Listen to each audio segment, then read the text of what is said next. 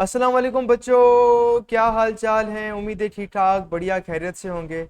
आज के इस वन शॉट लेक्चर के अंदर हम एग्जाम ओरिएंटेड तरीके से इस चैप्टर को पढ़ेंगे, चाहे आपके एग्जाम के अंदर 10 महीने हो या 10 दिन हो। ये जो पूरा वन शॉट लेक्चर है इसके अंदर सारी टिप्स एंड ट्रिक्स एंड हमने ऐसा प्लान बनाया है कि आपके भी 90% से अबव मार्क्स आने वाले हैं, जैसे हमारे प्रीवियस 287 प्लस बच्चों के आए। हमने आपके लिए सारी चीजें बिल्कुल फ्री की हुई हैं।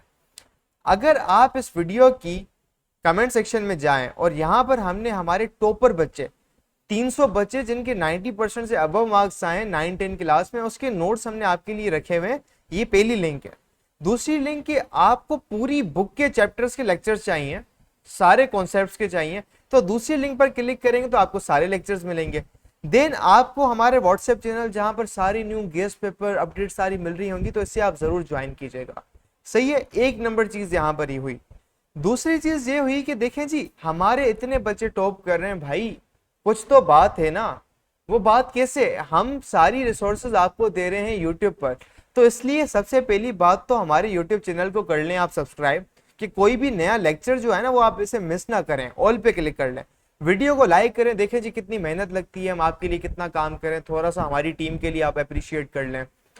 इसके बाद जैसे हम हमारे बच्चे कुछ स्पेशलाइज तरीके से 95% 97 हमारे जो टॉप लाते हैं, उनके लिए हमने प्रॉपर स्टडी प्लान बनाया हुआ है कि जी हमारी लाइव क्लासेस बेच होती हैं जिसके अंदर हमारे बेहतरीन टीचर्स पढ़ाते हैं और वो लाइव क्लास में आके हर बच्चे के प्रॉब्लम्स कॉन्सेप्चुअली पढ़ा रहे होते हैं।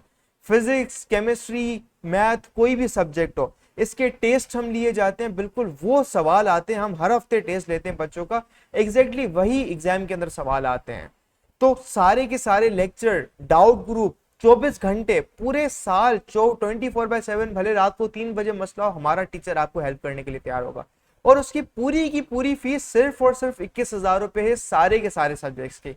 तो जी अगर आपको भी मसला आ रहा है कि जी हम तैयारी कैसे करें, कोई मेंटोर होना चाहिए कि जो हमें बताए कि एक अलिफ बे पे ते करके समझाए कि सर मार्क्स कैसे लाने हैं, तो हमने हमारे पाकिस्तानी बच्चों के लिए ये चीज बहुत कर ली। अगर आप भले फॉरेन से हो, पाकिस्तान से हो, अगर आपको बिल्कुल वीआईपी लेवल की चीज चाहिए, मेंटोरशिप चाहिए और लाइव क्लासेस के अंदर कॉन्सेप्चुअल चीजें करनी है और एग्जाम्स के अंदर गारंटेड मार्क्स चाहिए, अभी हमें इस व्हाट्सएप नंबर पे मैसेज करें और हम आपको बेच के अंदर ऐड कर लेते हैं। एंड सबसे इंटरेस्टिंग बात यह है कि आप 2 दिन तक पूरी अमाउंट को रिफंड कर सकते हैं। And that's the whole logic here.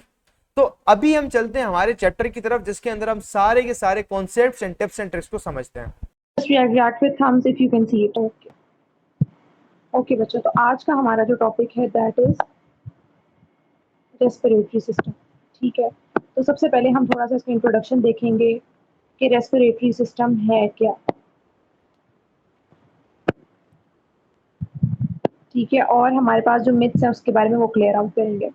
ठीक है, तो बच्चों रेस्पिरेटरी सिस्टम हमारा वो सिस्टम है जो हमारा लिंक है with oxygen and carbon dioxide exchange. Oxygen and carbon dioxide exchange यानी हमारी बॉडी को ऑक्सीजन की ज़रूरत है। ठीक है, हमारे सेल्स को ज़िंदा रहने के लिए, रेस्पिरेट करने के लिए, ठीक है, रेस्पिरेशन करने के लिए और एनर्जी लेने के लिए ऑक्सीजन एक लाजमी जो है वो चाहिए होता है। और इसी तरह हमारे पास रेस्पिरेशन के नतीजे में क्या बनती है, कार्बन डाइऑक्साइड। जब एनर्जी रिलीज होती है तो हमारे पास क्या बनती है, कार्बन डाइऑक्साइड। तो कार्बन डाइऑक्साइड को हमने वो भी करना होता है, एक्सक्रीट आउट भी करना होता है, खारिज करना होता है बॉडी से। ठीक है, यानी निकालना होता है बाहर। तो ये सारा जो काम है वो हमारा कौन सा सिस्टम कर रहा है बच्चों, रेस्पिरेटरी सिस्टम कर रहा है। ठीक है, यानी हमारी बॉडी में ऑक्सीजन को लेकर आना, हमारे सेल्स तक पहुंचाना, और उसके अलावा हमारी जो कार्बन डाइऑक्साइड सारी हमारे सेल्स में जमा हो जाती है उसको बाहर निकालना, हमारा ये रेस्पिरेटरी सिस्टम कर रहा है। ठीक है, अब बच्चों हम देखने लगे हैं कि रेस्पिरेटरी सिस्टम की हमें बेसिकली ज़रूरत है क्यों, क्योंकि ये तो हमारा एक गिवन रूल है कि रेस्पिरेशन जो है वो एक लाजिम और मलजूम प्रोसेस है। ठीक है, रेस्पिरेशन क्या होती है, जिसमें हमारे पास ग्लूकोज प्लस ऑक्सीजन मिलके एनर्जी रिलीज करते हैं। एनर्जी हाई अमाउंट में रिलीज होती है। ठीक है, और साथ हमारे पास वाटर एंड कार्बन डाइऑक्साइड बनती है। ठीक है। तो ये जो हमारे पास कार्बन डाइऑक्साइड है और यहाँ जो ऑक्सीजन है, इनका बेसिकली इसको ऑक्सीजन को बॉडी में लेकर आना और कार्बन डाइऑक्साइड को बॉडी से निकाल देना। ये काम कौन कर रहा है? ये काम हमारा कर रहा है रेस्पिरेटरी सिस्टम। ये सारा काम हमारा रेस्पिरेटरी सिस्टम कर रहा है। अच्छा बच्चों, आप लोग ना मेरी एक बात याद रखना कि हमारे जो वाइटल सिस्टम्स है ना, जैसे सर्कुलेटरी सिस्टम हो गया, डाइजेस्टिव सिस्टम हो गया, रेस्पिरेटरी सिस्टम हो गया, कार्डियोवास्कुलर भी मैंने बोल दिया, ठीक है। नर्वस सिस्टम के अलावा, अपार्ट फ्रॉम नर्वस सिस्टम, ये 3 सिस्टम्स जो हैं, ये हमारे तीनों जो है इसी रिएक्शन के गिर्द इवॉल्व करे। डाइजेस्टिव सिस्टम हमें क्या कर रहा है? हमें खाने में से ग्लूकोज निकाल के दे रहा है ताकि रेस्पिरेशन हो सके, सेल्स को प्रोवाइड कर रहा है। रेस्पिरेटरी सिस्टम ऑक्सीजन और कार्बन डाइऑक्साइड के एक्सचेंज में है इन्वॉल्व। जो हमारे पास सर्कुलेटरी सिस्टम है वो बेसिकली क्या कर रहा है कि इन सारे मटेरियल्स को सेल्स तक लेके जा रहा है और सेल से जो वेस्ट मटेरियल है उसको ले आके एक्सक्रीट आउट कर रहा है। ठीक है, तो बेसिकली हमारा जो है ये अगर प्रोसेस हमारी बॉडी में जहां भी रुकेगा रेस्पिरेशन का प्रोसेस, तो वहां पर लाइफ सीज हो जाएगी। ठीक है, ह्यूमंस में जहां भी, ये बात आप लोग याद रखना कि जहां भी ये वाला रिएक्शन जो रेस्पिरेशन है हमारी, ये हमारा एक लाजिम और मलजूम प्रोसेस है। ठीक है, अब इसके लिए हमारे पास जिन जिन इसके साथ जो जो हमारे पास सिस्टम से लिंक्ड है उनके बारे में हम फिलहाल डिटेल्स पढ़ रहे हैं, और आज का हमारा टॉपिक जो है वो रेस्पिरेटरी सिस्टम है। अब हम देखने लगे हैं बच्चों कि हमारा बेसिकली रेस्पिरेटरी सिस्टम में कौन कौन सी चीजें होती। ओके ओके बच्चों, आप लोगों को स्क्रीन नजर आ रही है? ओके,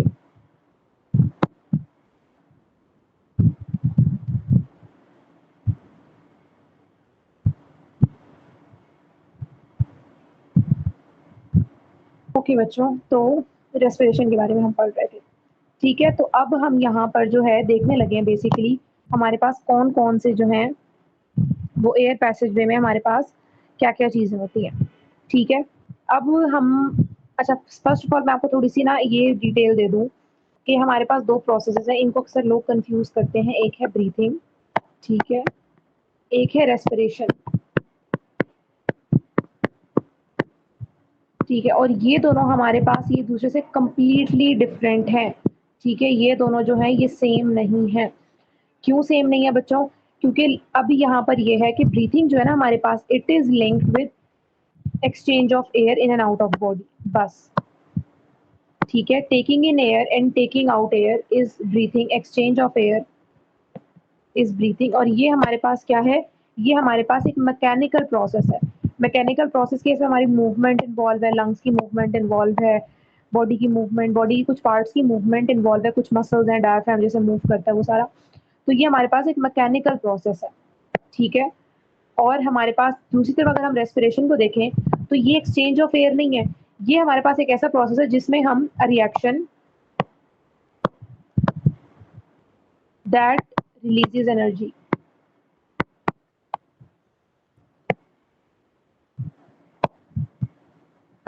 ठीक है, और ये हमारे पास क्या है? ये एक सेलुलर प्रोसेस है बच्चों, ये एक सेलुलर प्रोसेस है, ये at the level of cell हो रहा होता है। इसका हमारा रेस्पिरेटरी सिस्टम से, मतलब रेस्पिरेटरी सिस्टम में नहीं हो रहा होता ये। ठीक है, हाँ ये एक रेस्पिरेशन के लिए ऑक्सीजन प्रोवाइड कर रहा होता है और रेस्पिरेशन के नतीजे में कार्बन डाइऑक्साइड बन रही होती है, उसको ये बाहर निकाल रहा होता है।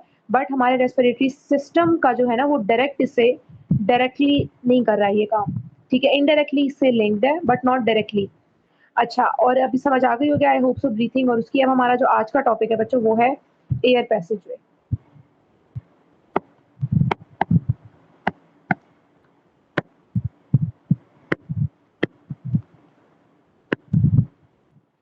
एयर पैसेजवे से क्या मुराद है? ठीक है, एयर पैसेजवे से मुराद है बच्चों के हवा, जब जब हम सांस लेते हैं तो हवा जाती है ना अंदर, तो हवा जो है यानी एयर है, जब हम उसको इनहेल करेंगे तो वो किन किन जगहों से गुजर के किस किस जगह जाएगी। ठीक है, और जब हम एक्सहेल करेंगे तो वो किन किन जगहों से होती हुई वो बाहर निकलेगी।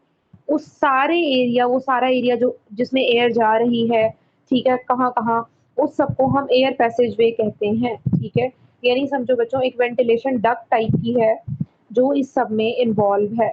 ठीक है, एयर पैसेजवे में। अब एयर पैसेजवे में हम सबसे पहले देखेंगे कि हमारे पास कौन कौन से ऑर्गन्स इन्वॉल्व होते हैं या कौन कौन से हमारे पास जो हैं वो स्ट्रक्चर्स इन्वॉल्व होते हैं। ठीक है, इसके लिए बेहतर है कि मैं जो है आपको बुक से जाके सिखा बताऊं। मैं आपके साथ बुक का करने लगी, तो अब नजर आ रहा है आपको? ओके ठीक है, तो हमारे पास एयर पैसेजवे और लंग्स हमारा जो टॉपिक है हम वो देखने लगे हैं। ये हम देखने लगे हैं अभी नेज़ल पैसेज। ये जो पूरी डायग्राम बनी हुई है ना, ये बनी हुई है नेज़ल पैसेज की, ठीक है? अब नेज़ल पैसेज में क्या होता है, सबसे पहले हमारे पास जो यहाँ पे बताएँगे, सबसे पहले हमारे पास यहाँ पर नोस्ट्रिल्स होती हैं। 2 नोस्ट्रिल्स हैं ह्यूमन्स में। नोस्ट्रिल्स क्या है? नोस्ट्रिल्स वो सुराख हैं 2 नेज़ल कैविटी में, जिनसे हम जब हम इन्हेल करते हैं तो वो फर्स्ट हमारे पास जो बॉडी पार्ट है जिसको जाके हिट करता है हमारी एयर, वो नोस्ट्रिल्स है। नोस्ट्रिल्स के बाद जो एयर है वो जाती है यहाँ नेज़ल कैविटी में, ठीक है? नेज़ल कैविटी के बाद हमारे पास यहाँ पर एक स्ट्रक्चर है जो फेरिंग्स फेरिंग्स का वो पार्ट जो नेज़ल कैविटी के साथ हमारा कनेक्टेड है, उसको हम नेज़ोफेरिंग्स कह रहे हैं। ये देखो बच्चों, ये यहाँ पर होता है, ठीक है? उसके बाद हमारे पास ये आके नेज़ोफेरिंग्स कनेक्ट हो जाता है विद ओरोफेरिंग्स, ठीक है? ये बात आप लोगों ने याद रखनी है। वो आके किससे कनेक्ट हो जाएगा? ओरोफेरिंग्स से। यानी हमारे पास हम नाक के थ्रू अगर साँस ले रहे हैं, तो हमारे पास नेज़ल कैविटी से गुज़र के नेज़ोफेरिंग्स में जाएगी, then oropharynx and then trachea, ठीक है? नहीं and then larynx, yes, larynx and then trachea, ठीक है? तो यानी अगर हम मुँह से साँस ले रहे हैं, तो हमारे पास सबसे पहले माउथ ओपनिंग जो है, माउथ, यानी अगर हम ओरल कैविटी से देखें, mouth, then oral cavity and then oropharynx. फिर यहाँ पे आके जो हमारी यानी नाक और मुँह से जो हम हवा अंदर ले रहे हैं, वो ओरोफेरिंग्स पे आके कॉमन हो जाती है, ठीक है? उससे पहले वो नाक से लेने वाली जो हम साँस अंदर लेते हैं, तो वो हमारे पास पहले nostrils, then nasal cavity, then nasopharynx. Mouth से जो हम ले रहे होते हैं, तो पहले mouth, then oral cavity and then उसके बाद ओरोफेरिंग्स, और वो नाक वाली हवा भी नेज़ोफेरिंग्स के बाद ओरोफेरिंग्स में आ जाती है। यानी यहाँ से ये दोनों पैसेज जो अलग-अलग आ रहे हैं, वो यहाँ पे आके बेसिकली कॉमन हो जाते हैं, ठीक है? यहाँ पर आके वो एक ही पैसेज बना रहे होते हैं, ठीक है बच्चों? ये हमारा हो गया नेज़ल पैसेज। अच्छा, उसके बाद हमारे पास जो है, हमारे पास लेरिंग्स है, लेरिंग्स के बाद जो है हमारे पास ट्रेकिया होता है। अब हम देखने लगे हैं थोड़ी-सी डिटेल कि हमारे पास ये लेरिंग्स बेसिकली क्या है, ठीक है? लेरिंग्स हमारे पास अपर पार्ट होता है ट्रैकिया का। ये क्या है हमारे पास बच्चों? लेरिंग्स है upper part of the trachea. आप लोग अगर बुक्स लेके बैठे हो, तो आप ये उसके ऊपर मेंशन भी कर लो कि लेरिंग्स है हमारा upper part of the trachea, और लेरिंग्स को हम वॉइस बॉक्स भी कहते हैं, ठीक है? आप सब एक एक मैं छोटा-सा प्रैक्टिकल बता रही हूँ, आप लोग करो। आप लोग ना अपने ना गले पे ना वो रखो, हाथ रखो एंड ट्राई टू स्पीक। आप जब बोलोगे ना, तो आपको वाइब्रेट करता हुआ फ़ील होगा कुछ, जैसे अंदर कुछ ना कुछ हल्का-हल्का कुछ वाइब्रेट कर रहा है। डू इट, आप लोग देखो, करो, ठीक है? वो जो हमारे पास जो स्ट्रक्चर वाइब्रेट हो रहा है, जहाँ से हमें वाइब्रेशन फ़ील हो रही है, वो हमारा वॉइस बॉक्स है, साउंड बॉक्स भी कहते हैं उसे। वो लेरिंग्स है बेसिकली। इसमें हमारे पास कुछ स्ट्रेच्ड कार्टिलेजेस होते हैं, स्ट्रेच्ड हमारे पास स्ट्रक्चर्स होते हैं, जिनसे जब हवा जाके टकराती है ना, जब हम बोल रहे होते हैं, तो वो वाइब्रेट करते हैं एंड साउंड प्रोड्यूस होती है, ठीक है? तो बेसिकली बच्चों इस तरीके से हमारा जो है वो साउंड प्रोड्यूस होती है, और उसके बाद हमारा क्या स्टार्ट हो जाता है? ट्रैकिया। ट्रैकिया में हमारे बच्चों कार्टिलेजिनस रिंग्स होते हैं। अच्छा, मैं आपको ड्रॉ करके दिखाती हूँ ट्रैकिया। उसके बाद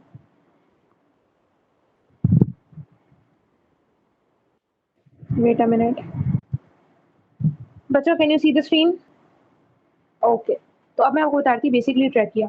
यानी अब हमारा जो है, मैं यहाँ से ड्रॉ करने लगी हूँ, यहाँ से हमारा जो है लेरिंग्स के बाद वाला, समझो ये ऊपर वाला पार्ट जो था, ये ऊपर वाला यहाँ पे सारा लेरिंग्स है, ठीक है? यहाँ से ट्रैकिया स्टार्ट हो रहा है। ट्रैकिया में हमारे बच्चों सी शेप कार्टिलेजिनस रिंग्स होते हैं, ठीक है? क्या होते हैं? कार्टिलेजिनस रिंग्स होते हैं। अभी बच्चों क्यों होते हैं? क्योंकि बच्चों हमारा जो ट्रैकिया है ना मेनली, वो बहुत फ्लॉपी टाइप का स्ट्रक्चर है, ठीक है? तो वो हमारा कोलैप्स कर जाएगा, यानी बंद हो सकता है, अगर उसमें कार्टिलेजिनस रिंग्स नहीं होंगे उसको खोले रखने के लिए हर टाइम, ठीक है? तो समझो से कार्टिलेजिनस रिंग्स उसकी वॉल्स में होते हैं, ताकि हर ट्रैकिया हर टाइम ओपन रहे, कोलैप्स ना करे, ठीक है? इस तरह मैं आपको जैसे बात बताऊँ कि आप कोई बहुत ही जैसे पतली सी कोई रबड़ का बना हुआ आप स्ट्रॉ लो, वो कोलैप्स कर रहा होगा बार-बार, ठीक है? वो जैसे आप पेपर स्ट्रॉ आजकल आए हुए हैं, पेपर स्ट्रॉ को आप पानी में डालो, पानी में थोड़ी देर डालो, लाइक 5-10 मिनट, उसके बाद आप उसे निकालोगे, वो सारा कोलैप्स कर जाएगा। उसका जो हमारे पास बीच में ओपन एरिया था, वो अब ओपन एरिया नहीं रहेगा, वो कोलैप्स हुआ हुआ होगा। तो हमारा जो बच्चों बेसिकली ट्रैकिया होता है ना, वो भी बहुत फ्लॉपी टाइप का स्ट्रक्चर होता है, ठीक है? उसको अगर हम कार्टिलेजिनस रिंग्स उसमें नहीं होंगे, तो क्या होगा? वो कोलैप्स कर सकता है, ठीक है? वो क्या कर सकता है? कोलैप्स कर सकता है। अच्छा बच्चों, अब ये भी आपको पता है कि हमारे 2 लंग्स हैं, तो एक ट्रेकिया तो दोनों लंग्स में नहीं जा सकता, तो ट्रैकिया यहाँ पर आके हमारा डिवाइड हो जाता है, ठीक है। ट्रैकिया हमारा 2 पार्ट्स में डिवाइड हो जाता है एंड इन 2 को हम कह रहे होते हैं ब्रोंकाई। दोनों को मिला के कहते हैं ब्रोंकस एंड देन इस तरह ब्रोंकाई, ब्रोंकाई। अच्छा, ये जो रिंग्स हमारे आ रहे हैं ये इनमें भी आ रहे होते हैं, ठीक है। और ये रिंग्स हमारे तब गायब होते हैं जब हमारे पास ये लंग्स में एंटर होता है, ठीक है। ये बच्चों हमारे लंग्स हो गए, ठीक है। उसके बाद हमारा ब्रोंकाई, इसके बाद हमारे कार्टिलेजिनस रिंग्स खत्म हो गए। अब हमारे पास जो है ब्रोंकाई, वो हमारे पास इस तरह और मजीद ट्यूब्स में डिवाइड होना शुरू हो जाएगा, ठीक है। ये बेसिकली हमारे पास मजीद आगे डिवाइड होना शुरू हो जाएगा इस तरीके से, ठीक है। एंड उसको हम क्या कह रहे होते हैं, ये जो डिवाइड हो रहा है इनको हम कह रहे होते हैं बच्चों ब्रोंक्यूल्स, ठीक है।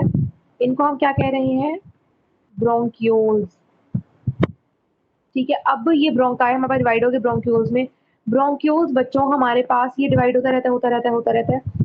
अच्छा, ब्रोंक्यूल्स जब मजीद डिवाइड होके बहुत छोटी, ये एंड पे, इनका एंड क्या होता है, एंड पे ये साइड जैसे बंद गली होती है ना, उसमें स्ट्रक्चर ने कहीं तो जाना है, कहीं जाके तो या तो एनास्टोमोस करना है या फिर उसे कहीं जाके खुलना है या कुछ होना है, ठीक है। Every road leads to somewhere. तो ये जो बच्चों हमारी ब्रोंक्यूल की रोड है ये हमारी जाके एंड होती है, एक ब्लाइंड एंड है, एक तंग गली है, आगे बंद गली है जिसका मजीद आगे कोई रास्ता नहीं है। और वो बंद गली क्या क्या है, एक सैक टाइप की है जिसको हम कह रहे होते हैं बच्चों एल्वियोलाई। हम इसको क्या कह रहे होते हैं बच्चों, एल्वियोलाई, ठीक है। ब्रोंक्यूल्स कहाँ जाके एंड होती है, एल्वियोलाई में, ठीक है। और एल्वियोलाई जो है हमारा ये मेन मोस्ट इंपॉर्टेंट स्ट्रक्चर्स हैं एल्वियोलाई के, जो हमारे किस में पड़े होते हैं, लंग्स में। अच्छा, एल्वियोलाई को अगर मैं थोड़ा सा आपको बड़ा करके ड्रॉ करूं तो एल्वियोलाई ऐसे नहीं होता, ऐसे नहीं होता। Alveoli is rather grape like structure, कुछ इस टाइप का होता है, यानी ऊपर से आ रहा है ना वो ब्रोंक्यूल, वो ऐसे आके एंड होता है। मतलब इसमें ऐसे ग्रेप लाइक का स्ट्रक्चर होता है, जैसे क्लस्टर ऑफ ग्रेप्स होते हैं ना, अंगूरों का गुच्छा, उस टाइप का हमारे पास ये स्ट्रक्चर होता है। ग्रेप लाइक ये क्यों होता है ऐसे, ताकि इसका सरफेस एरिया जो है वो इंक्रीज हो जाए, सरफेस एरिया इंक्रीज हो और मैक्सिमम एक्सचेंज हो गैसेस का, ठीक है। मैक्सिमम हमारे पास कार्बन डाइऑक्साइड डिफ्यूज हो इनटू द एयर और एयर से ऑक्सीजन डिफ्यूज हो इनटू द ब्लड। ये इसका सरफेस एरिया इसलिए इतना ज्यादा होता है, ठीक है। मतलब अगर सारे एल्वियोलाई को मिला दिया जाए तो अच्छा खासा लाइक प्रॉपर एक कितने फुट का एरिया कवर कर ले, इतना ज्यादा हमारे पास सरफेस एरिया होता है एल्वियोलाई का, ठीक है। अच्छा, ये हमारे पास थोड़ी सी डिटेल्स हो गई उसकी। अच्छा, एक और हमारे पास जो रेस्पिरेटरी पार्ट का स्ट्रक्चर है वो है हमारा एक मस्कुलर शीट है, थिन मस्कुलर शीट, जिसको हम कहते हैं डायाफ्राम। वो पड़ा होता है लंग्स के नीचे, ठीक है। और ये हमारे पास, इसका मेन फंक्शन ये है कि ये हमारे पास सेपरेट करता है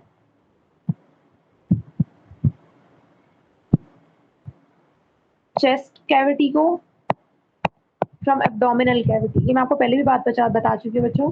डायाफ्राम हमारा क्या कर रहा है, चेस्ट कैविटी को सेपरेट कर रहा है, separate chest cavity from abdominal cavity, ठीक है।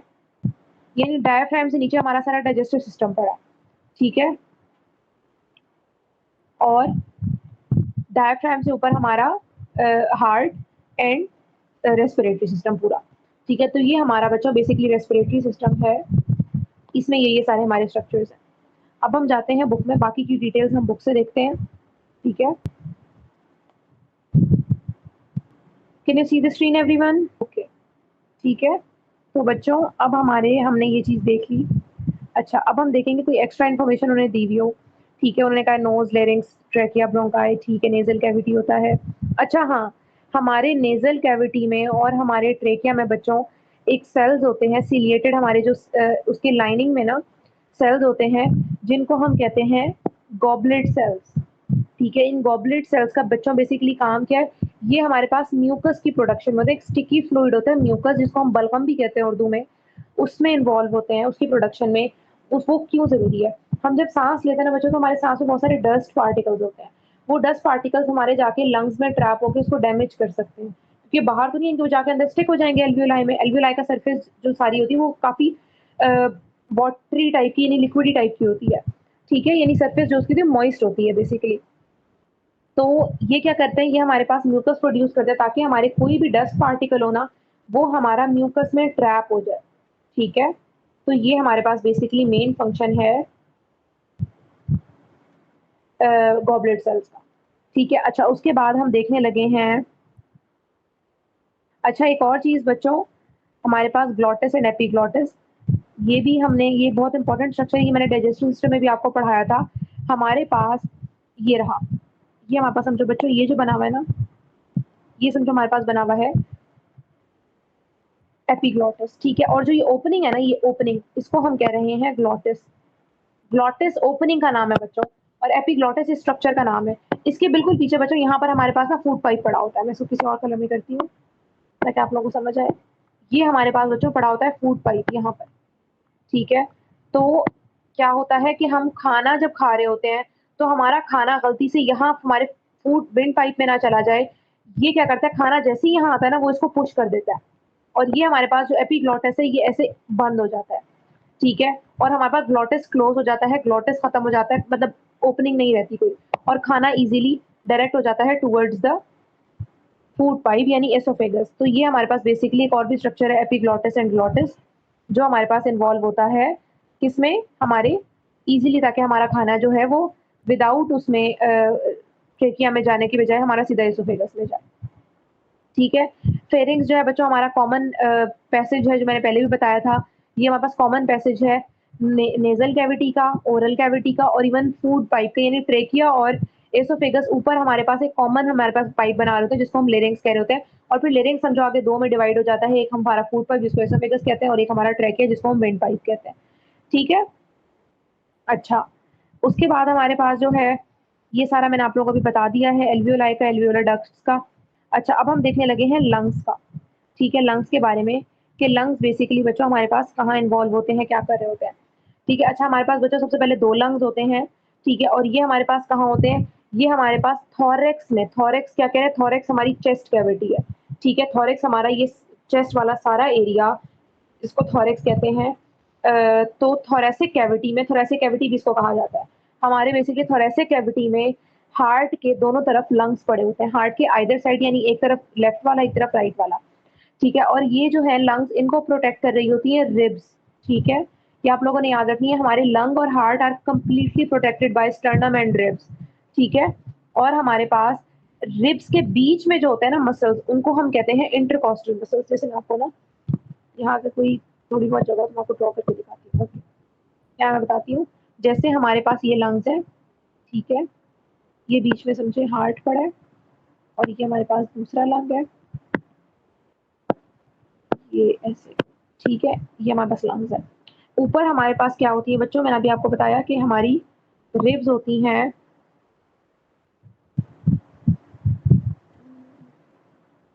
हमारे पास यहाँ पे स्टर्नम होती है, ठीक है, हार्ट के ऊपर, और उससे हमारी रिब्स निकल रही होती है, ठीक है, ऐसे रिब्स निकल रही होती है।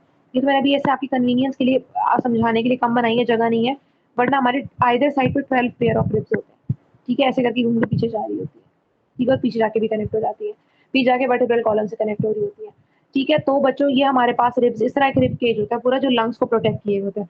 इस रिब केज के बीच में हमारे जो मसल्स है ना, यहाँ पर हमारे एक रिब को दूसरी रिब से यहाँ पर मसल ने कनेक्ट किया होता है, ठीक है, ये मसल्स होते हैं यहाँ पर, ठीक है, एक रिब से लेके दूसरी रिब तक। इन मसल्स को हम क्या कह रहे हैं बच्चों, इंटरकॉस्टल मसल्स।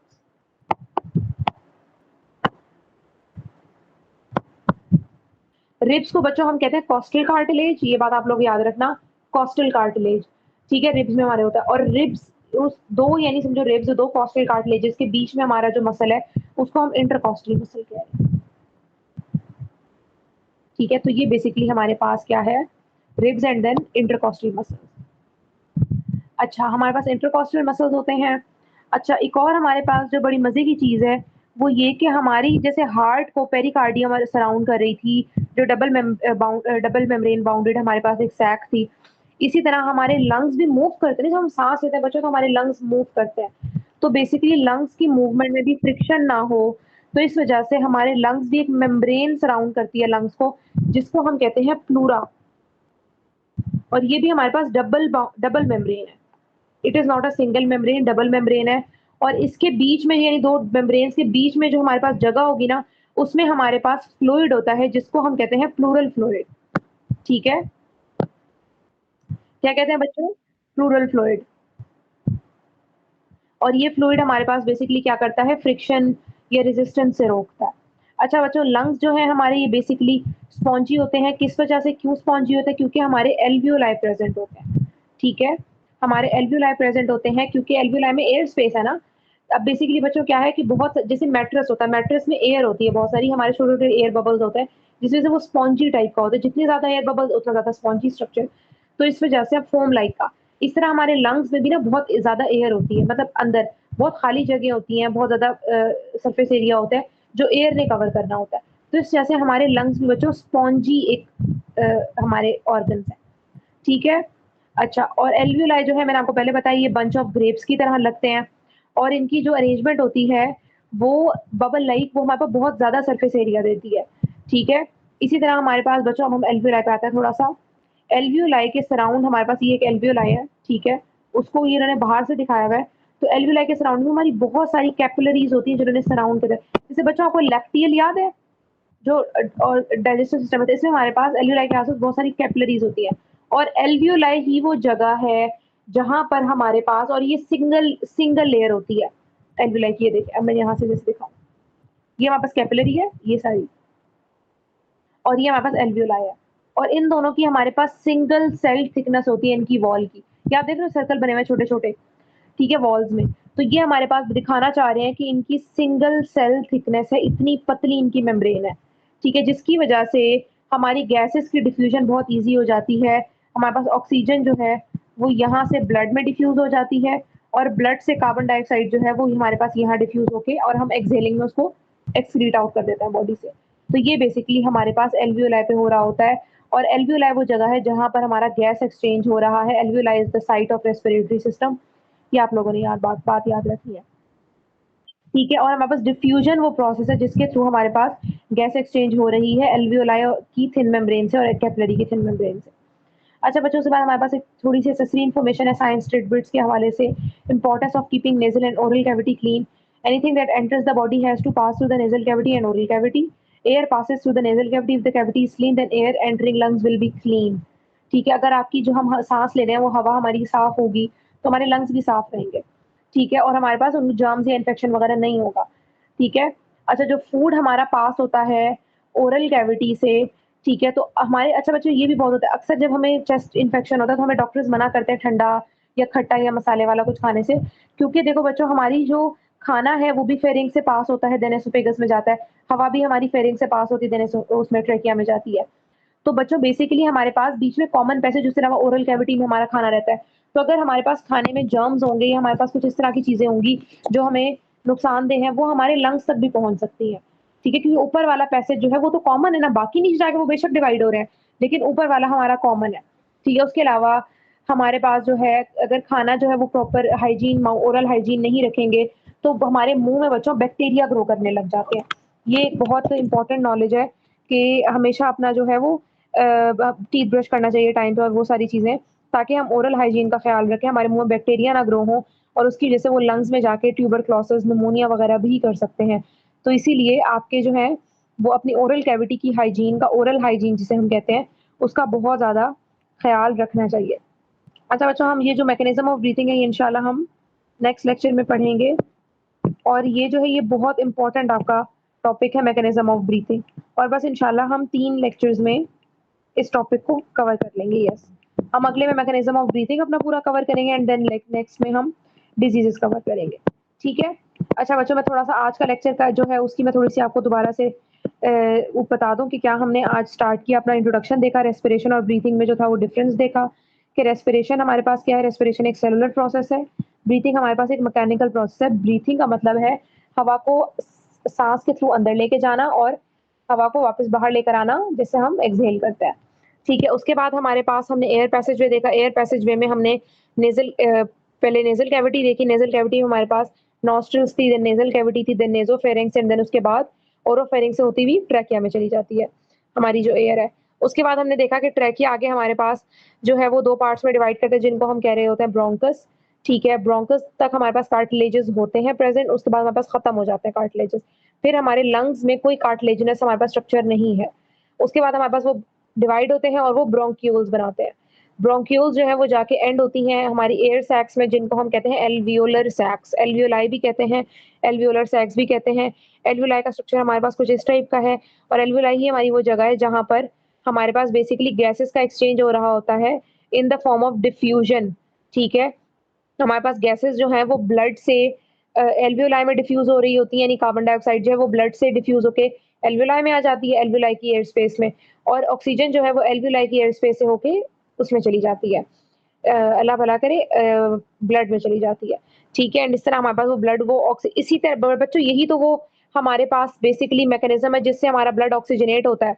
जो डीऑक्सीजनेटेड ब्लड है, जिसमें हमारे पास कार्बन डाइऑक्साइड की क्वांटिटी ज्यादा थी, ऑक्सीजन की कम थी, वो बेसिकली एल्वियोलाई से गुजरता है जिस मोमेंट, उसके बाद से वो ऑक्सीजनेट हो जाता है वो ब्लड, उसको हम अब ऑक्सीजनेटेड ब्लड कहते हैं। यानी लंग्स हमारे पास वो स्ट्रक्चर्स हैं जहां पर डीऑक्सीजनेटेड ब्लड एंटर होता है, लेकिन जब वो लंग से बाहर निकलता है तो वो अब ऑक्सीजनेटेड ब्लड है, ठीक है।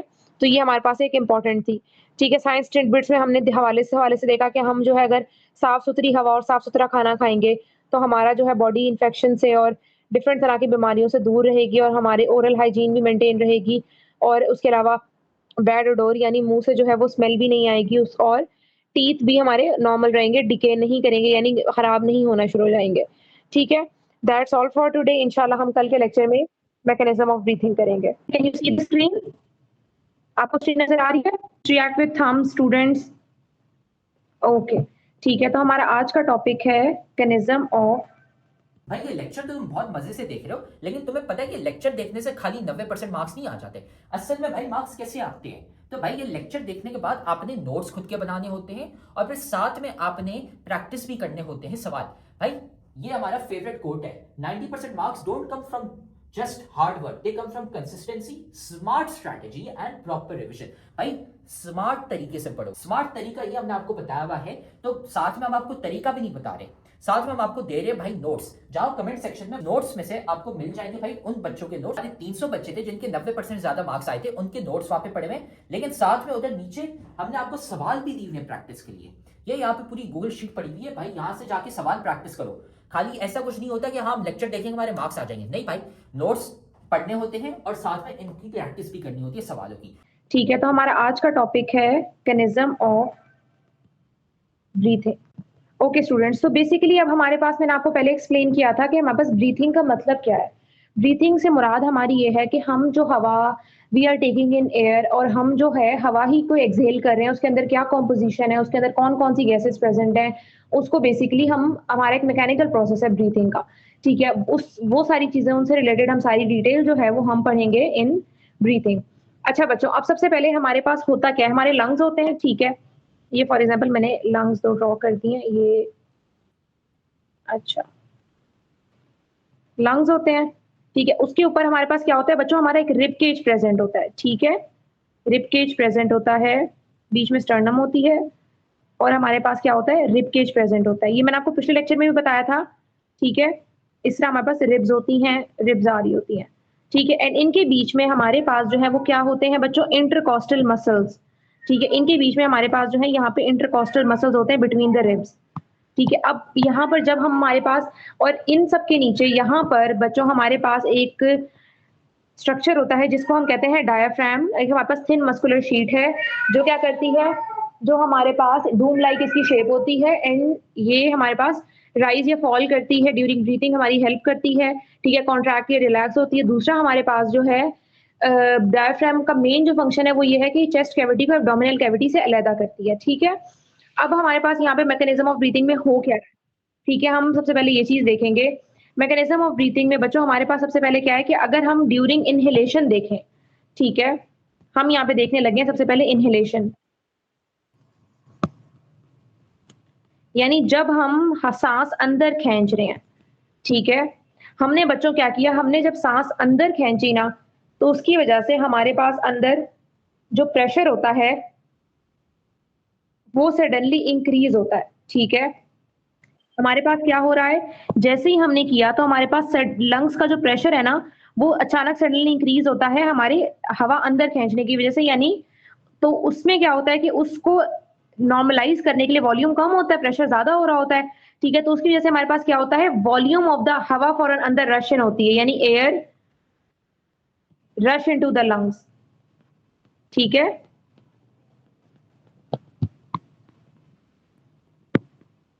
लंग्स में हवा ही फौरन, उसकी वजह से क्या हुआ, लंग्स का वॉल्यूम इंक्रीज हो जाता है, ठीक है, ठीक है। अब हमारे पास वॉल्यूम इंक्रीज हुआ, वॉल्यूम इंक्रीज होने से हवा हमारे पास अंदर जमा हो गई, लंग्स हमारे पास क्या हो गए, लंग्स मोर स्वॉलन, जैसे बलून के अंदर हम हवा भर देते हैं तो हमारे पास इन्फ्लेटेड हो जाते हैं लंग्स, ठीक है। अब बच्चों लंग्स जब इन्फ्लेटेड हो गए हैं तो हमारे पास क्या मैकेनिज्म है, हमने क्या करना है, हमने बेसिकली चेस्ट कैविटी में जगह बनानी है। जो लंग्स हमारे फूले हुए हैं, पहले हमारे पास जो जगह थी वो हमारे पास है ये, ठीक है, हमारे लंग्स के आसपास, मतलब एक मिनिमल सी जगह है, लेकिन अब उसको ज्यादा जगह चाहिए। अब वो ज्यादा जगह करने के लिए क्या होगा कि हमारी जो है इंटरकॉस्टल मसल्स, हमारे पास इंटरकॉस्टल मसल्स कॉन्ट्रैक्ट करेंगे, ठीक है। इंटरकॉस्टल मसल्स, इंटरकॉस्टल आईसीएम लिख रही हूं मैं, इंटरकॉस्टल मसल्स कॉन्ट्रैक्ट होंगे। जब वो कॉन्ट्रैक्ट होंगे ना तो बच्चों हमारे पास रिब केज क्या होगा, रिब केज हमारे पास आउटवर्ड की तरफ मूव करेगा, रिब केज आउटवर्ड की तरफ मूव करेगा, फॉरवर्ड एंड आउटवर्ड, ठीक है। Rib cage forward and outward move करेगा, फॉरवर्ड एंड आउटवर्ड, ठीक है। इसकी वजह से क्या होगा, हमारे पास बेसिकली जगह बनेगी, ठीक है। एक तो ये चीज हो गई। उसके बाद बच्चों हमारे पास अगला आ जाता है डायाफ्राम। डायाफ्राम हमारे पास क्या करेगा, अगेन डायाफ्राम भी हमारे पास कॉन्ट्रैक्ट करेगा, ठीक है। आप लोगों ने यहाँ पे इस चीज से नहीं कंफ्यूज होना कि इनहेल कर रहा है तो रिलैक्स होना चाहिए, नहीं। डायाफ्राम हमारे पास कॉन्ट्रैक्ट करेगा, कॉन्ट्रैक्ट करने की वजह से क्या होगा कि हमारे पास बच्चों जो डायाफ्राम होता है ना, उसकी हमारे पास एक डूम टाइप शेप होती है, ऐसे टाइप शेप होती है, मतलब ये ऊपर रिबकेज है, ये स्टर्नम है और ये रिबकेज है सारा, ठीक है। तो हमारे पास इसकी से डूम टाइप शेप होती है। लेकिन अब क्या होगा कि हमारे पास जब कॉन्ट्रैक्ट करेगा तो वो फ्लैट टाइप हो जाएगा, ठीक है, यानी उसके ऊपर ज्यादा जगह बन जाएगी, मोर स्पेस आ जाएगी, ठीक है। तो हमारे पास डायाफ्राम बच्चों कॉन्ट्रैक्ट कर जाएगा, ठीक है। यहाँ तक आई होप आप लोगों को क्लियर आउट हो गया होगा। डायाफ्राम हमारा क्या कर रहा है, कॉन्ट्रैक्ट कर रहा है। ये सारे हमारे पास जो स्ट्रक्चर्स हैं ये इन्वॉल्व होते हैं हमारे किस चीज में, इनहेलेशन में। इस तरीके से बच्चों हमारी इनहेलेशन हो रही होती है, ठीक है। अच्छा, हमारे पास हाँ इंटरकॉस्टल मसल्स जो है वो कॉन्ट्रैक्ट करते हैं, लंग्स एक्सपैंड करते हैं और एयर जो है वो लंग्स और नोज और माउथ के थ्रू हमारे पास लंग्स में एंटर हो जाती है, ठीक है। अब हम आते हैं नेक्स्ट, हमारा जो प्रोसेस है दैट इज एक्सहेलेशन। नेक्स्ट हम देखेंगे एक्सहेलेशन, ठीक है। एक्सहेलेशन में हमारे पास बच्चों यही सारी चीजें उलट हो रही होंगी, ठीक है। Air moves outward. सबसे पहले क्या होगा, प्रेशर जो है हमारे पास लंग्स का जो वॉल्यूम है वो सडन डिक्रीज करेगा, वॉल्यूम सडन डिक्रीज करेगा, ठीक है। हमारे पास जो इंटरकॉस्टल मसल्स हैं, इंटरकॉस्टल मसल्स वो हमारे पास रिलैक्स होंगे, ठीक है। इंटरकॉस्टल मसल्स रिलैक्स होंगे तो उसकी वजह से क्या होगा, हमारे पास रिब केज हमारा इनवर्ड की तरफ मूव करेगा, इनवर्ड की तरफ मूव करेगा, ठीक है। उसके अलावा हमारे पास डायाफ्राम भी रिलैक्स होगा और मोर डूम लाइक हो जाएगा। पहले फ्लैट हो गया था कॉन्ट्रैक्ट होने की वजह से, अब डायाफ्राम जो है वो हमारे क्या हो गया है, अब बच्चों डायाफ्राम हमारा हो गया है रिलैक्स। डायाफ्राम रिलैक्स हो जाता है and it is converted into more Doom like,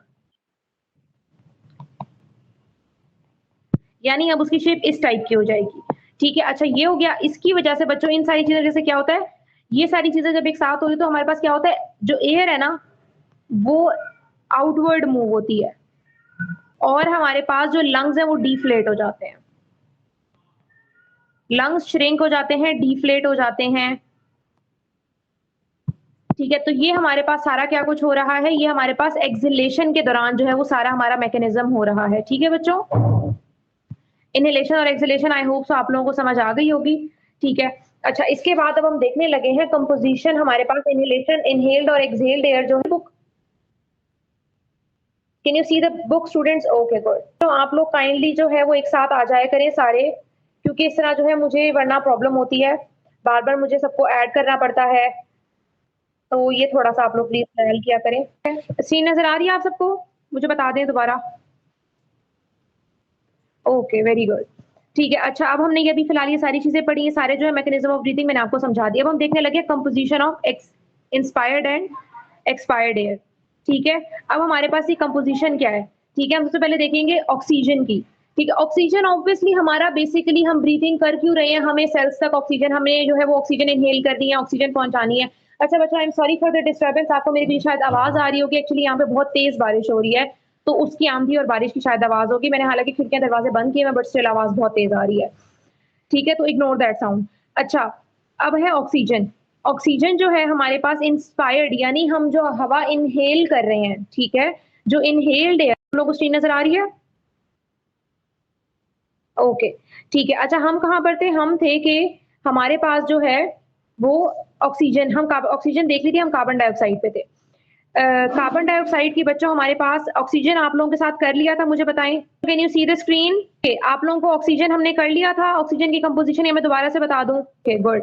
ठीक है, carbon dioxide. Now we'll go to carbon dioxide. Carbon dioxide के बारे में अब हमें क्या कह रहे हैं कि कार्बन डाइऑक्साइड जो है वो इंस्पायर्ड एयर, यानी हमारे पास वो हवा जो हम इनहेल कर रहे हैं उसमें है कितनी? 0.04%। ठीक है, तो 0.04% है हमारी इंस्पायर्ड एयर में, और कितनी एक्सपायर्ड एयर में हमारी कितनी है? 4% बच्चों। ठीक है, कार्बन डाइऑक्साइड की बात कर रही हूँ। यानी हमारे पास जो हवा हम एक्सहेल कर रहे हैं उसमें कार्बन डाइऑक्साइड की कंपोजिशन ज्यादा है। क्यों ज्यादा है? क्योंकि बच्चों हमारे पास ब्लड में से डिफ्यूज आउट होकर कार्बन डाइऑक्साइड निकल जाती है ना। ठीक है, हमारे पास जो कार्बन डाइऑक्साइड थी वो निकल रही थी। हमारे पास ब्लड में से एल्वियोलाई में, एल्वियोलाई की जो एयर स्पेसेस है वहां पर हमारे पास कार्बन डाइऑक्साइड डिफ्यूज होकर आती है, और वो हमारे पास in the process of respiration जो कार्बन डाइऑक्साइड बन रही होती है, तो वो सारी ब्लड में आके एंड देन लंग से एक्सहेल हो जाती है। ठीक है, इन द एक्सहेल्ड एयर हमारी चली जाती है सारी। ठीक है, तो ये हमारे पास ऑक्सीजन और कार्बन डाइऑक्साइड का आ गया। उस बाद हम देखेंगे नाइट्रोजन। नाइट्रोजन जो है वो इंस्पायर्ड एयर में भी 79 है, एक्सपायर्ड एयर में भी 79 है। इसका कोई लेना देना नहीं है ब्रीथिंग से। ये बस यानी एक बिन बुलाई मेहमान है जो आती है और बगैर कुछ लिए दिए चली जाती है। ठीक है, तो हमारे पास वो एज इट इज रहेगी, उसकी कंपोजिशन में कोई फर्क नहीं पड़ेगा। उसके बाद नेक्स्ट है हमारे वाटर वेपर्स। वाटर वेपर्स हमारे क्या होते हैं? इंस्पायर्ड एयर में वेरिएबल होते हैं, एक्सपायर्ड एयर में सैचुरेटेड होते हैं। क्यों सैचुरेटेड होते हैं बच्चों? क्योंकि हमारे पास जो एल्वियोलाई है वो उनकी सरफेस मॉइस्ट होती है। ठीक है, ये बात मैंने आप लोगों को पहले बताई है ताकि डिफ्यूजन ऑफ गैसेस इजीली हो सके। तो हमारे पास एल्वियोलाई की जो इनर सरफेस होती है वो मॉइस्ट होती है। ठीक है, अच्छा उस बाद टेम्परेचर है। टेम्परेचर हमारे पास ऑब्वियसली वेरिएबल उन्होंने इस वजह से लिखा हुआ है। वेरिएबल का मतलब है अकॉर्डिंग टू द एनवायरनमेंट, यानी बाहर का जैसे एनवायरनमेंट होगा, जैसे कराची में रहने वाले लोग हैं उनका जरा वहां पे ह्यूमिड एनवायरनमेंट होता है। ठीक है, अब जो हमारे पास जो है यहाँ पर पंजाब में रहने वाले लोग हैं जरा खुश्क टाइप होता है, और सऊदी अरब में जैसे रहने वाले लोग हैं तो वहां का बहुत ज्यादा ही खुश्क होता है। ठीक है, तो इस वजह से यहाँ पे उन्होंने वेरिएबल लिखा हुआ है। टेम्परेचर भी ऑब्वियसली मौसम के हिसाब से चेंज होता रहता है। तो हमारे पास जो इनहेल्ड एयर है उसका टेम्परेचर हमारे पास वेरिएबल होगा। वेरिएबल मतलब हमारे पास डिफरेंट टेम्परेचर हो सकता है। और हमारे पास एक्सपायर्ड एयर जो है उसका क्या टेम्परेचर होगा? उसका होगा according to the body temperature. ठीक है बच्चों, क्या होगा? जो हमारी बॉडी का टेम्परेचर होगा which is round about 37 degree Celsius, तो हमारा वो टेम्परेचर होगा कितना? किसका? एक्सपायर्ड एयर का। ठीक है, अच्छा डस्ट पार्टिकल्स का ये होता है कि जब हम इनहेल करते हैं तो हमारे dust particles according to the environment होते हैं। फॉर एग्जांपल अगर आप किसी रेगिस्तानी इलाके में रह रहे हो तो वहां पे ज्यादा मिट्टी होगी। ठीक है, अगर आप किसी रेनी एरिया में रह रहे हो, मतलब जो है बारिशें होती रहती है तो वहां पर जो है वो इतनी डस्ट पार्टिकल्स नहीं होंगे। तो अकॉर्डिंग टू द एनवायरनमेंट होती है, लेकिन एक्सपायर्ड एयर में तकरीबन नहीं होते, क्योंकि हमारे पास म्यूकस में और हमारे पास जो नॉस्ट्रल्स में हेयर होते हैं, टाइनी हेयर्स होते हैं, उनमें हमारे पास डस्ट पार्टिकल्स ट्रैप हो जाते हैं। ठीक है, तो इस वजह से एक्सपायर्ड एयर में बहुत थोड़े होते हैं। अच्छा, अब वो आगे कह रहे हैं importance of breathing in fresh air. ठीक है बच्चों, सबसे पहले तो फ्रेश एयर में हमारे पास जो ऑक्सीजन की सैचुरेशन होती है वो ज्यादा होती है। ठीक है, दूसरे हमारे पास पोल्यूटेंट्स नहीं होते। ठीक है, यानी पोल्यूटेंट से क्या मुराद है? कार्बन मोनोऑक्साइड हो गया, स्मोक हो गया, केमिकल्स हो गए, या कोई भी और डिजीज कॉजिंग एजेंट्स हो गए। ठीक है, तो इसका मतलब है कि breathing in fresh air is the best way of prevention for many infections and diseases. ठीक है, तो यानी हम अगर फ्रेश एयर में सांस लेंगे तो हमें वो बहुत सारे इन्फेक्शंस और बीमारियों से बचा लेगा। ठीक है, अच्छा उसके बाद हमारे पास है एक छोटी सी एक्टिविटी है, हम इस एक्टिविटी को देखेंगे। एक्टिविटी में क्या है? आपने 2 टेस्ट ट्यूब्स लेनी है। ठीक है, लाइम वाटर लेना है। अच्छा, लाइम वाटर का ना मैं आपको थोड़ा सा बैकग्राउंड बता दूं बच्चों। लाइम वाटर हम यहाँ पे क्यों ले रहे हैं? लाइम वाटर हम यहाँ पे इस वजह से ले रहे हैं क्योंकि लाइम वाटर ना एक बड़ी अच्छी चीज है, जो कि जिसमें अगर कार्बन डाइऑक्साइड मिलती है ना तो हमारे पास मिल्की टाइप हो जाता है, यानी वो जरा से दूधिया सा रंग उसका हो जाता है, व्हाइटिश टाइप का उसका कलर हो जाता है। ठीक है, उसके अलावा आपने पानी लेना है और ग्लास ट्यूब लेनी है, बेंट ग्लास ट्यूब, स्ट्रॉ भी ले सकते हैं। ठीक है, अब आपने क्या करना है? पानी डालना है। ठीक है, टेस्ट ट्यूब में। अच्छा, उसके बाद आपने क्या करना है कि और लाइम वाटर डालना है हमने टेस्ट ट्यूब बी में। ठीक है, टेस्ट ट्यूब ए में वाटर डालना है, टेस्ट ट्यूब बी में लाइम वाटर डालना है। आपने कॉक लगाना है टेस्ट ट्यूब के ऊपर, उसके अंदर से स्ट्रॉ आपने पास करना है। ठीक है, अब आपने इनहेल बाहर से करना है, बाहर वाली हवा से, और एक्सहेल आपने जो करना है वो स्ट्रॉ के अंदर करना है। जब आप पानी के अंदर करोगे ना बच्चों, तो पानी के अंदर बबल्स बनना शुरू हो जाएंगे। आप लाइम वाटर के अंदर जब करोगे तो लाइम वाटर भी हमारे पास बबल्स बनेंगे, बट लाइम वाटर मिल्की हो जाएगा। क्यों मिल्की होगा? क्योंकि आपके एक्सहेल्ड एयर में कार्बन डाइऑक्साइड थी। कार्बन डाइऑक्साइड जैसे ही लाइम वाटर से मिलेगी, लाइम वाटर के अंदर वो केमिकल रिएक्शन होगा, जिसकी वजह से लाइम वाटर का कलर क्या हो जाएगा? व्हाइटिश टाइप मिल्की हो जाएगा। ठीक है, यहाँ तक आई होप सो आप लोगों को क्लियर हो गया होगा। ठीक है, which process is being tested in this activity? हम यहाँ पे ब्रीथिंग का प्रोसेस टेस्ट कर रहे हैं। What is the result of the activity? Result हमारे पास ये है कि हमने क्या किया है कि देखा है कि ऑक्सीजन, कार्बन डाइऑक्साइड होती है हमारी एक्सहेल्ड एयर में, तो उसको हम टेस्ट कर रहे थे कि क्या प्रेजेंट है या नहीं है। तो प्रेजेंट थी, इसकी वजह से हमारे पास जो लाइम वाटर था वो मिल्की हो गया। ठीक है, अच्छा बच्चों, आज का हमारा जो लास्ट टॉपिक है, इन इसके बाद हमारा चैप्टर कंप्लीट हो जाएगा। एमसीक्यूज भी मैं आपको आज की ही की क्लास में करवा दूंगी इंशाल्लाह। ठीक है, ओके, शायद एमसीक्यूज हमारे आज ना हो सके। अच्छा बच्चों, मैं आपको ना वहां जाके करवाती हूँ नोट्स पे। नजर आ रही है स्क्रीन? मुझे सब बताएं। गुड। ओके बच्चों, हमारे पास जो हमारा पहला टॉपिक है that is about bronchitis. Bronchitis का मतलब क्या है? ब्रोंकाइटिस का मतलब है हमारे पास बच्चों इन्फ्लेमेशन हो रही है inner lining of the bronchi and bronchioles. ठीक है, अच्छा यहां तक आप लोगों ने ये चीज याद रखनी है। उसके बाद जो हम चीज देखने लगे हैं, हम देखेंगे कि इसके हमारे पास सिम्टम्स क्या होता है। अच्छा बच्चों, आप लोग ना मेरी बात यहाँ पे गौर से सुनो। ठीक है, आप लोग अगर बुक्स खोल के बैठो तो वेल एंड गुड, बल्कि मैं आपको बुक का ही शेयर करती हूँ, इसमें ज्यादा सुनने वाला। नजर आ रही है बच्चों आप लोगों को स्क्रीन? See the screen? कोई मुझे जवाब देगा? Okay, that's very good. Okay, तो ब्रोंकाइटिस में हमारे पास क्या है? लाइनिंग जो है हमारी ट्रैकिया, ब्रोंकाई, ब्रोंक्यूल्स, इनकी इन्फ्लेमेशन हो जाती है। अच्छा ये देखो बच्चों, ये हमारे पास एक नॉर्मल ब्रोंकाई है, ये हमारे पास एक इन्फ्लेम्ड ब्रोंकाई है। इन्फ्लेम्ड में हो क्या रहा है? बेसिकली इन्फ्लेमेशन में हमारे पास इन्फ्लेमेटरी मीडिएटर्स रिलीज होते हैं ब्लड से, जैसे हिस्टामिन हो गया, न्यूट्रोफिल्स हो गए, मैक्रोफेजेस हो गए। ठीक है, ये इन्फ्लेमेशन के मीडिएटर्स हैं। ये हमारे जब रिलीज होते हैं ना ब्लड से बच्चों, तो ये क्या करते हैं? ये हमारे पास जाके स्वेलिंग करवा देते हैं उस जगह की जिस जगह पे रिलीज हो रहे हैं। ठीक है, तो हमारे पास क्या हो जाएगा? देख रहे हो बच्चों, ये इसकी स्वेलिंग हो गई है, सारी अंदर से स्वेलिंग हो गई है, वो जगह तंग हो गई है। वो जगह जब तंग होगी तो ऑब्वियसली एक सबसे पहले जो सब दिमाग में चीज आती है कि जिस जगह से हवा ने गुजरना है वो जगह तंग हो गई है, तो सांस लेने में मुश्किल होगी। ठीक है, अक्सर जो ब्रोंकाइटिस के मरीज होते हैं उनमें वीजिंग साउंड्स आती हैं। ठीक है, यानी एक अजीब सी सीटी टाइप की आवाज आती है जब वो सांस अंदर लेते हैं, सांस बाहर निकालते हैं। ठीक है, उसके अलावा हमारे पास क्या होगा कि इनकी म्यूकस प्रोडक्शन इंक्रीज होगी, क्योंकि इनकी लाइनिंग बच्चों इरिटेटेड है। ठीक है, इसमें इन्फ्लेमेशन हुई हुई है, वो एक्सेसिव म्यूकस प्रोड्यूस करना शुरू कर देगी। ठीक है, तो उसमें बलगम बहुत ज्यादा निकलेगा। उसके अलावा खांसी उन्हें बहुत ज्यादा रहेगी, क्योंकि बलगम ज्यादा तो खांसी ऑब्वियसली ज्यादा।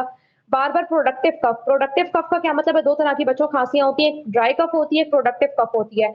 ड्राई कफ वो होती है जिसको हम कहते हैं खुश्क खांसी। ठीक है, यानी खुश्क, बिल्कुल बिल्कुल कंप्लीटली खुश्क होती है और इसमें कोई बलगम कुछ नहीं होता। लेकिन हमारे पास ड्राई कफ क्या होती है, प्रोडक्टिव कफ क्या होती है, जिसमें बलगम साथ आ रहा होता है। ठीक है, तो अक्सर हमें सर्दियों में जो है वो बलगम वाली खांसी हो जाती है, जब हमें जुकाम होता है या कुछ होता है। जुकाम के साथ नॉर्मली प्रोडक्टिव कफ होती है। ठीक है, तो इसमें हमारे पास कौन सी कफ देखने को मिलेगी? प्रोडक्टिव कफ देखने को मिलेगी, यानी बलगम के साथ खांसी आ रही होगी। अच्छा, अब बच्चों मैं आपको बताती हूँ, यहाँ पर उन्होंने लिखा हुआ है ब्रोंकाइटिस कैन बी एक्यूट और क्रॉनिक। हमारे पास बेसिकली एक्यूट या क्रॉनिक का मतलब क्या है? ठीक है बच्चों, कोई भी बीमारी जो 3 हफ्ते के अंदर अंदर हो के खत्म हो जाए उसको हम कहेंगे एक्यूट इलनेस। ये बात अपने अपने नोट्स में लिख लो, अपनी बुक्स पे ये लाजमी लिखो, मैं बार बार ये रिपीट नहीं करूंगी। एक्यूट इलनेस बच्चों वो बीमारी होती है जो 3 हफ्ते 3 वीक्स के अंदर अंदर वो बीमारी हो और वो खत्म हो जाए विदाउट लीविंग एनी साइंस, यानी कोई भी पीछे कोई असरात ना छोड़े और वो बीमारी खत्म हो जाए, उसको हम कहेंगे एक्यूट इलनेस। जैसे हमें नजला होता है, जुकाम होता है, खांसी होती है, ये सारी एक्यूट इलनेस है। ठीक है, फिर आती है क्रॉनिक। क्रॉनिक का मतलब होता है बच्चों जो चीज हमारे पास 3 महीने से लेके 3 महीने से एक्सटेंड कर जाए, जिसका पीरियड 3 महीने है बच्चों। ठीक है, 3 हफ्ते ना लिखना, यहाँ पे कंफ्यूज मत होना। एक्यूट 3 हफ्ते से कम, 3 हफ्ते के अंदर अंदर, और क्रॉनिक 3 महीनों से ज्यादा। क्रॉनिक यानी कोई बीमारी जो 3 महीने से ऊपर का टाइम ले ले। ठीक है, 3 महीने तक भी वो नहीं हल हुई, वो चल रही है, तो उसको हम कहते हैं बच्चों क्रॉनिक इलनेस। ठीक है, ये अपने दिमाग में ये बात अपने जहन में रखो कि हम जो है क्रॉनिक इलनेस किसको कहेंगे? जो बीमारी हमारी 3 महीनों से ज्यादा ले जाए। ठीक है, अब हम आ जाते हैं कॉजेज पे। ठीक है, अब हमारे पास बच्चों जो एक्यूट ब्रोंकाइटिस होता है वो नॉर्मली वायरल इन्फेक्शन की वजह से, जैसे फ्लू वगैरह कोई इन्फेक्शन आता है, उसकी वजह से क्या होता है? इन्फ्लेमेशन हो जाती है हमारी और उसकी वजह से ब्रोंकाइटिस हो सकता है। ठीक है, अच्छा जो क्रॉनिक ब्रोंकाइटिस है ना, वो अच्छा बच्चों क्रॉनिक इलनेस ना हमारी मोस्ट प्रोबेबली किसी है तो जेनेटिक होती हैं, ठीक है, जेनेटिक रीजन की वजह से, यानी कैंसर्स वगैरह इस तरह की बीमारियां, या फिर हमारी किसी बुरी हैबिट की वजह से, जैसे डायबिटीज है, ज्यादा चीनी खाने की वजह से हो जाती है, हाई ब्लड प्रेशर है, ज्यादा नमक, ज्यादा फ्राइड फूड, ज्यादा जो है वो स्मोकिंग की वजह से हो जाती है। इसी तरह ब्रोंकाइटिस भी जो है ना, क्रॉनिक ब्रोंकाइटिस किस वजह से होता है, जब बहुत ज्यादा स्मोकिंग करते हैं, ठीक है, जो स्मोकर्स होते हैं, ठीक है, और हमारे पास और उनके पास जो है, या फिर एयर पोल्यूशन वाले एरियाज में जो लोग रहते होते हैं, और ये हमारे पास महीनों तक चलती है बच्चों, और अक्सर सारी जिंदगी रहती है, ठीक है। सेंसेशन ऑफ ब्रेथलेसनेस मतलब सांस उखड़ना, सांस नहीं आना, क्योंकि गैस एक्सचेंज कम हो रहा है, हवा जो है वो बेचारे एल्वियोलाई में पहुंच ही नहीं रही, तो उसकी वजह से हमारे पास जो है वो सांस उखड़ने लग जाता है, जिसमें आपको होता है वीजिंग साउंड्स आती है उनकी सांस में, ठीक है। अच्छा, अब हमारे आते हैं ट्रीटमेंट में हमारे पास क्या है कि जो एक्यूट होता है ना बच्चों, वो नॉर्मली खुद ही चला जाता है। आपने बस वो जो फ्लू वगैरह जो एक्टिव इन्फेक्शन है, आपने उसका इलाज करना है, यानी एंटीबायोटिक्स वगैरह देनी है, जो भी है उसका इलाज करना है, और वो खुद ही चला जाएगा। लेकिन जो क्रॉनिक होता है, क्रॉनिक का लॉन्ग टर्म ट्रीटमेंट होता है, ऑब्वियसली उसमें ये होता है कि सबसे पहले अगर स्मोकर है तो उसे स्मोकिंग खत्म करवानी है, फिर उसके अलावा फ्लूइड्स वो काफी ज्यादा ले, रेस्ट करे, इनहेलर भी कभी कभी यूज करना पड़ता है, ठीक है। और अगर आपको ना कोई सेकेंडरी बैक्टीरियल इन्फेक्शन, यानी अगर आपको पहले से ब्रोंकाइटिस है और उसके ऊपर, यानी हम ये कहते हैं अक्सर कि ओवरलैपिंग इन्फेक्शन हो गया है, यानी एक इन्फेक्शन जो है वो पहले से था, इन्फ्लेमेशन ऑलरेडी हो रही थी, उसके ऊपर एक और इन्फेक्शन ने आके हल्ला बोल दिया है कि आओ भाई मैं मेरी भी जगह बनाओ। तो इसकी वजह से क्या हो रहा है कि हमारे पास कोई सेकेंडरी इन्फेक्शन भी अक्सर ब्रोंकाइटिस के मरीजों में हो जाता है, तो फिर उसके लिए भी एंटीबायोटिक्स प्रिस्क्राइब की जाती है, ठीक है बच्चों। उसके बाद हमारे पास नेक्स्ट आ जाता है एम्फीसीमा, ठीक है।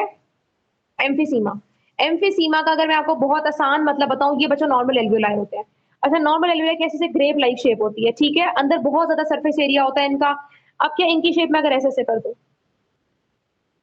ठीक है, यानी उस बेचारे इतने सारे सरफेस एरिया को मैं इतने कम सरफेस एरिया पे ले आऊं, यानी हमारे पास एल्वियोलाई की जो वॉल्स हैं वो ब्रेक डाउन होना शुरू हो जाती हैं, जिसकी वजह से उनका सरफेस एरिया रिड्यूस हो जाता है। ये प्रोग्रेसिव इलनेस है, ठीक है।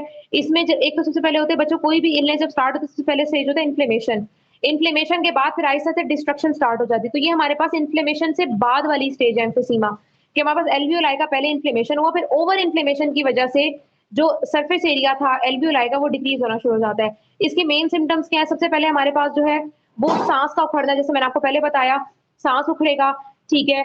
अच्छा, उसके अलावा बच्चा जब पेशेंट थोड़ा सा भी चलेगा ना तो उसको जो है वो नहीं चल पाएगा, क्योंकि उसको सांस लेने में मुश्किल होगी, उसकी ऑक्सीजन नहीं पहुंच रही लंग्स में।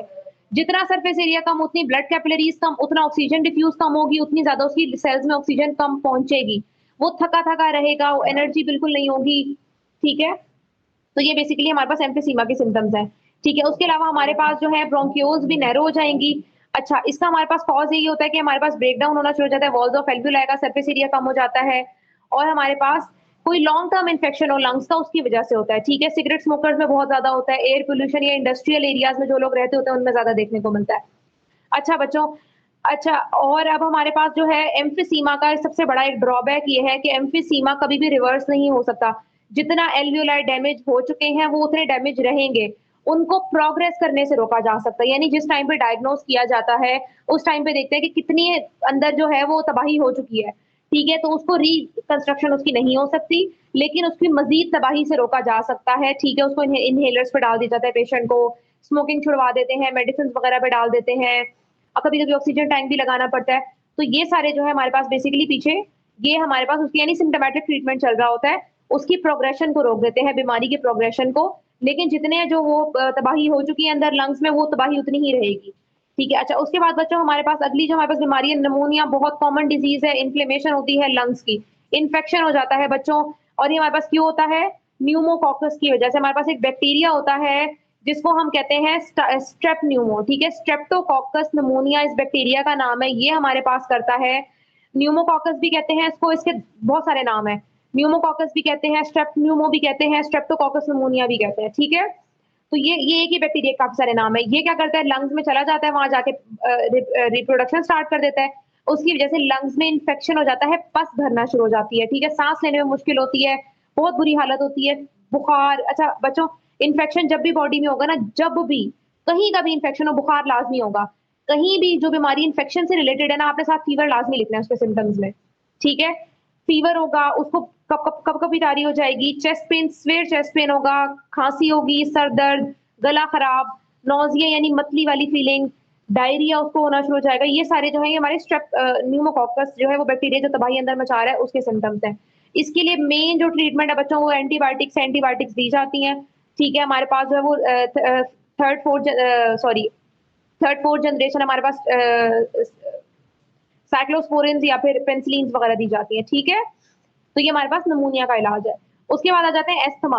अच्छा बच्चों, एस्थमा जो है ये हमारे पास, बच्चों ये बात आप लोगों ने याद रखनी है कि हमारे पास ऑटो इम्यून डिसऑर्डर है। ठीक है, ऑटो इम्यून अपना लिख लो, ऑटो इम्यून डिसऑर्डर है। ऑटो इम्यून का क्या मतलब है? हमारे पास ऑटो इम्यून है बच्चों एक ग्रुप ऑफ डिसऑर्डर्स होता है।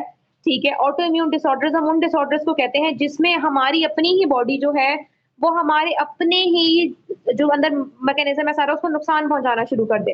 ठीक है, ऑटो इम्यून बच्चों वो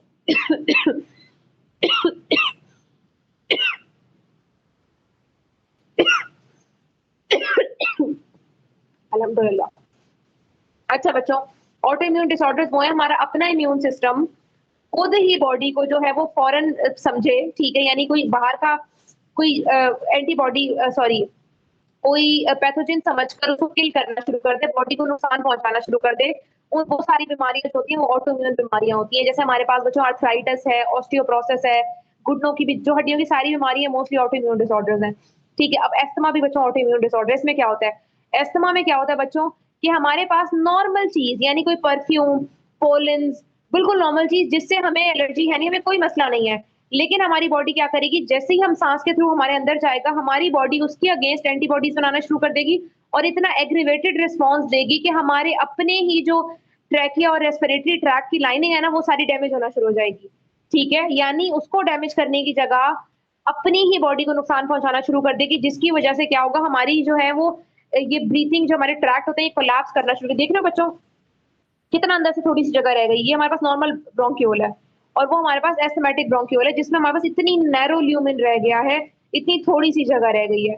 ठीक है, और इसमें क्या होता है बच्चों, फॉरेन इनहेलर्स यूज करने पड़ते हैं। इनहेलर्स अब करते क्या, इनहेलर्स हमारे पास होते हैं ना, ये हमारे पास स्टेरॉइडल मेडिसिन होती हैं, ये हमारे इम्यून सिस्टम को जाके सप्रेस कर देते हैं। उसको कहते हैं भाई तू समझा, तू ना कर, तो अपनी बॉडी को नुकसान पहुंचाना शुरू कर दिया, इम्यून सिस्टम को सुला देते हैं। स्टेरॉइड्स जितनी मेडिसिन है ना ये सारी हमारे इम्यून सिस्टम को स्लो डाउन कर देती हैं। ठीक है, ये मोस्टली एलर्जी के केस, अर्टिकेरिया, एस्थमा वगैरह इन सब में दी जाती हैं। ठीक है, तो इस वजह से इनहेलर्स यूज किए जाते हैं। और एस्थमा ये बीमारी है, बहुत सारे हमारे मुल्क में बहुत सारे लोगों को एस्थमा है। अच्छा, उसके बाद हमारे पास नेक्स्ट जो बीमारी है वो है लंग कैंसर। लंग कैंसर बच्चों जहां भी आज आप लोगों ने समझ जाना है वहां पे सेल्स जो है वो रिपीटेडली अनकंट्रोल्ड बगैर किसी जो है वो चेक एंड बैलेंस के डिवाइड कर रहे हैं। माँ बाप की वो औलाद नहीं होती जिसके ऊपर माँ बाप का कोई कंट्रोल नहीं होता, जो सबसे ज्यादा आवारा होती है। बेसिकली कैंसर वो चीज है।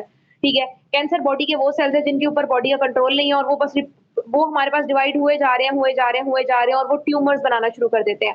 ठीक है बच्चों, वो ट्यूमर्स बनाना शुरू कर देते हैं, वो डैमेज करना शुरू कर देते हैं अंदर ब्रोंकियोल्स को, एल्वियोलाई को। ठीक है, और इसकी वजह से हमारे पास क्या होता है बच्चों, कैंसर की वजह से ट्यूमर जो है वो मजीद ग्रो करके ब्लॉक कर सकता है सप्लाई को, एयर सप्लाई को कंप्लीटली कट ऑफ करके इंसान की डेथ भी हो सकती है। या फिर अगर तो बिनाइन है, अगर तो मेलिग्नेंट कैंसर है। मेलिग्नेंट कैंसर का क्या मतलब है, वो टाइप ऑफ कैंसर जो हमारा जो है एक जगह से दूसरी जगह जा सकता है। यानी अगर बॉडी के एक पार्ट में है, लंग्स में है, नेक्स्ट सेकंड वो हमारे जो है वो स्टमक में पहुंच जाएगा, वहां पे ट्यूमर बनाना शुरू कर देगा। नेक्स्ट सेकंड हमारे ब्रेन में पहुंच जाएगा, ब्रेन में ट्यूमर बनाना शुरू कर देगा। ठीक है, तो ये हमारे पास मेलिग्नेंट होता है और ये बहुत खतरनाक है, जिसका अब तक ऐसा कोई इलाज नहीं है।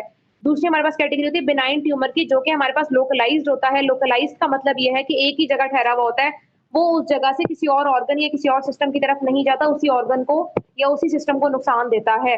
तो ये हमारे पास क्या है, मोस्टली लोकलाइज्ड ट्यूमर होता है लंग कैंसर। ठीक है, अच्छा इसके हमारे पास अब रीजंस क्या क्या है। टोबैको स्मोक, बच्चों टोबैको जो हमारे पास टोबैको है ना, उसमें हमारे पास 50 से ज्यादा कार्सिनोजेंस होते हैं, कैंसर कॉजिंग एजेंट्स होते हैं। उसके अलावा हमारे पास कैंसर जो है वो हैवी मेटल्स जैसे आर्सेनिक, एस्बेस्टोस वगैरह से भी फैलता है। उसके अलावा हमारे पास जो है रेडिएशन से भी कैंसर फैलता है।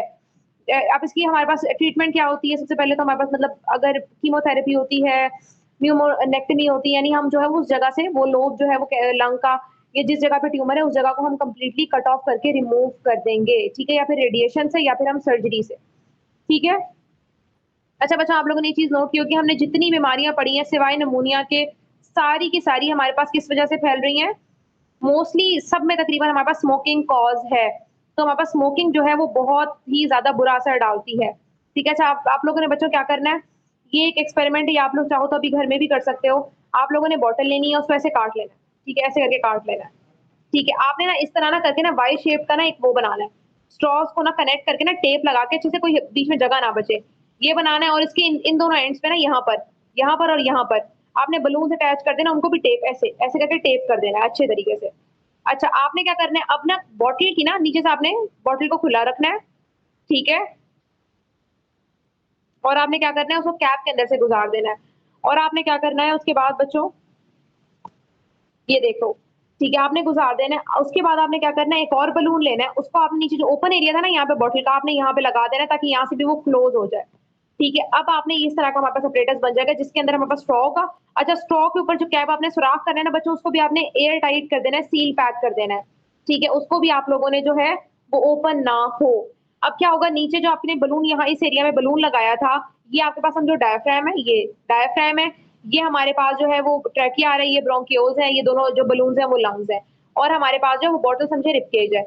आप जैसे ही डायफ नीचे से खींचोगे ना उसे, ठीक है, तो उसकी वजह से क्या होगा, हमारे पास अंदर प्रेशर जो है वो डिक्रीज होगा, उसकी वजह से फौरन एयर रशन करेगी और बलून्स फूलना शुरू हो जाएंगे। ये प्रॉपर फिनोमेना है, और अगर आप लोग ये घर में करते हो तो ये आपको देखने को मिलेगा।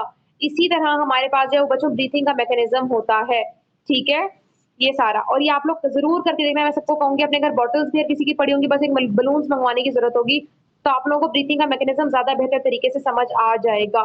ठीक है बच्चों, ओके बच्चों, यहाँ पे आज का हमारा लेक्चर एंड होता है। इंशाल्लाह नेक्स्ट लेक्चर में हम जो है वो अपने एक्सरसाइज करेंगे और इंशाल्लाह नेक्स्ट चैप्टर नंबर 4 स्टार्ट करेंगे बायोलॉजी का।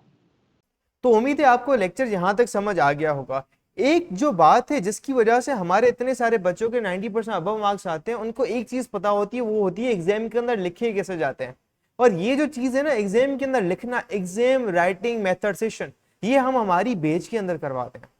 सही है, बच्चा बैठ के सवाल कर ले, लेक्चर देख ले, कुछ भी कर ले, अगर वो उसको एग्जामिनर, अगर उसको लिखना नहीं आता तो एग्जामिनर उसको मार्क्स ही नहीं देगा। तो हम उसको ऐसी टिप्स एंड ट्रिक्स देते हैं, तो भाई एग्जामिनर जो चेक करने वाला है ना, वो मार्क्स काट ही नहीं पाएगा। जब काट ही नहीं पाएगा तो आपका तो टॉप बनना पक्का है। तो जी हम हमारी बैच के अंदर बच्चों को ये पूरी चीजें करवाते हैं, हम नोट्स, गाइडेंस, सारी चीजें A to Z करवा रहे होते हैं। अगर आपको भी ज्वाइन करना है तो आप इस नंबर पर कॉन्टेक्ट करके मैसेज करें और हम आपको बैच के अंदर एनरोल कर लेंगे। इसके अलावा अगर आपको क्या चाहिए, फ्री में नोट्स चाहिए, फ्री का मटेरियल चाहिए, तो यहाँ पर डिस्क्रिप्शन में सारे के सारे लेक्चर्स की लिंक, सारे के सारे नोट्स की लिंक, सारी की सारी चीजों की लिंक्स गिवन है। तब तक के लिए अल्लाह हाफिज, टेक केयर, गुड बाय बच्चों।